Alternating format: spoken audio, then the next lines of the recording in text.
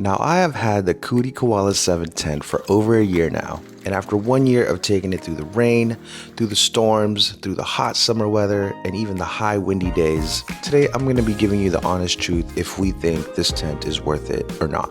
I'm going to talk about how's it held up, is the $2,400 price tag worth it, and why we chose this setup over a truck cab camper for our Raptor. So if you've been in the market for this thing and you're on the fence or not, hopefully I can help you answer those questions on whether this thing is right for you, because honestly, it's not for everyone. Let's get into it. Now, before we get started, I just want to say that I am not sponsored by RBM.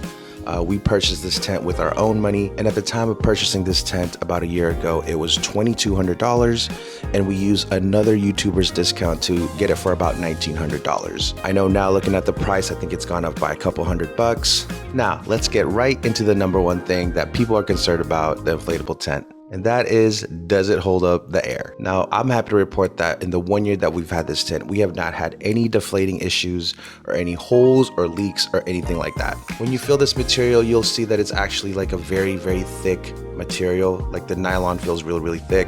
It is supposed to be anti-puncture, so unless you purposely try to stab it with something sharp like a knife or something, I mean, you're not really gonna puncture a hole through this, and we didn't experience anything like that having this for over a year. So I did take this out in the rain a couple of times, and it performed really, really good. Now, for all those trips, we were not expecting rain, and it just poured on us out of nowhere for a couple hours. I didn't even set up the rain cover on it that it comes with, but it held up pretty good. I did check the inside of the tent during this rainstorm to see if there's any leaks, to see if any of our clothes were getting wet or any of our bedding or, sleeping areas getting wet, and nothing really came through. Now, the material itself does absorb a little bit of water, but I would say a majority of it kind of just slid off the roof since it has like that triangle house shape. When I got home, I did dry it out because I don't want it to get moldy. So just for preventative maintenance for me, I wanted to make sure it was dried out. So when we got home the following weekend, I set it up at one of my local parks, set it up for about maybe just 30 minutes, and it dried instantly. This thing has windows on all the sides of the tent, which helps it with airflow and really keeping the condensation out of your tent. Even in the cold weather that we camped in when we had all the windows down, there's actually a little flap in front of the main door that allows the condensation to get out. So I really like those nice little touches. Now, we haven't taken this in snow camping because we were kind of busy in the winter section, but this thing does have a stove jack port. Now, you can buy the stove jack as a bundle from their site. And what's cool about this is thing is wood fire. You can get heat shields for it to direct the heat towards you. And you can even use the top of the stove jack to cook. You guys know what I'm talking about with the wood fires, how they sometimes get in your eye. All the wood fire smoke is funneled straight up through this little port and out of your tent, out of your eyes. Having that skylight too is also a nice touch. We've been able to stargaze in really nice places. Again, when we went to Tahoe, where there was very minimal light pollution, we kept the skylight open, and man, you could just see all the stars from right where you're sleeping. It's really, really a nice touch. And even in the high winds, this thing has been super, super sturdy. To be honest, 80% of the time we use this tent, we didn't even stake it down. The windiest time we've ever taken this tent is probably when we went to Tahoe National Forest, where the winds got up to about 20-30 miles an hour. And again, we didn't even stake it down at that trip, and it still held up pretty well. I think the tent's weight alone keeps it very planted on where you set it up. But if it ever did get to like 40-50 miles an hour, I feel like this tent will withstand it. And one of the best parts of having this tent is just how tall it is. And with over 185 square feet, there is a lot of room. This thing is like the size of kind of like a big bedroom. And not only does it feel like a house, it also looks like a house.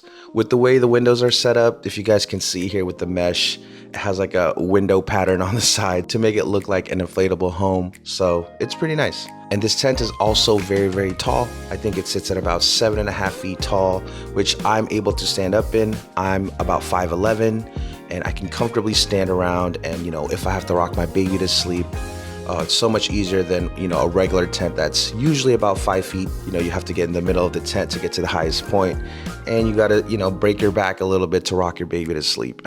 So with this being so tall, this alone right here changes the whole feel of camping and turns it from camping to glamping. With my wife, my son, and my 2 dogs, with sometimes grandma or another family comes along, it just fits everyone really, really nice and really, really comfortably. This is definitely glamping over camping. You've got windows on every side of this tent. You've got skylight on where the bedroom is. And this right there doesn't feel like a normal tent.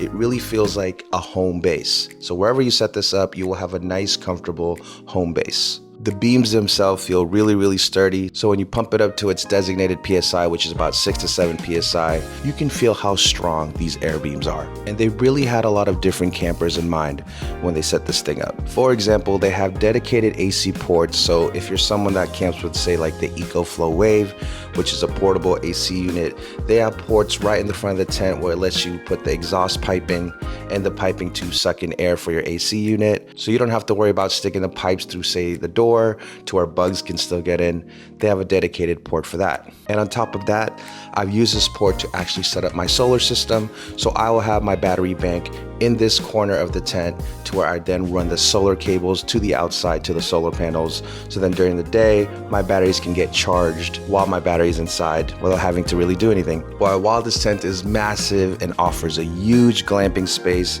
to make your camping style very comfortable, it's actually a double-edged sword. Now, some of the trade-offs with this tent is that it is heavy. The tent itself is about 120 pounds, and the accessories bag is about 25-30 pounds on its own. So while you don't have to be a bodybuilder to move this tent around, you do have to be a little strong and to make sure that, you know, lift with your legs to prevent yourself from throwing your back out. Two people definitely makes lifting this tent a lot easier. Now, I have had this tent on solo trips where I've had to set up on my own, and obviously I could do it. But again, I think the weight is just something that I have to discuss here. Another thing that we found is that if you are an overlander where you camp dispersely, sometimes you may not find the footprint to set this thing up. Again, at 12 by 16, 185 square feet, sometimes you don't have that kind of luxury to have that space to set something this big up in the middle of nowhere. So that's something to keep in mind if you are an overlander. So a good example of this is when we went out to Utah, we were planning on doing some dispersed camping while we were out there. And so we ended up bringing our regular 4 to 6 person pole tent. It's just a tenth of its size, a tenth of its weight. Doesn't take up as much space as it does this big tent. This tent takes up about 1/4 of our truck bed space compared to our pole tent, which is pretty much the size of a small duffel bag. But that just goes to show you that, you know, if you're gonna be moving around, doing some dispersed camping, if you have a regular pole tent, I would just bring that because it's just easier to set up, easier to move, especially if you have to move every day or if you're on the move on the trails a lot, it's just easier to bring something that small. But if you had the space, especially if you were gonna go to a dedicated campsite, we would bring this 10 out of 10 times. Now, is this tent worth it for you?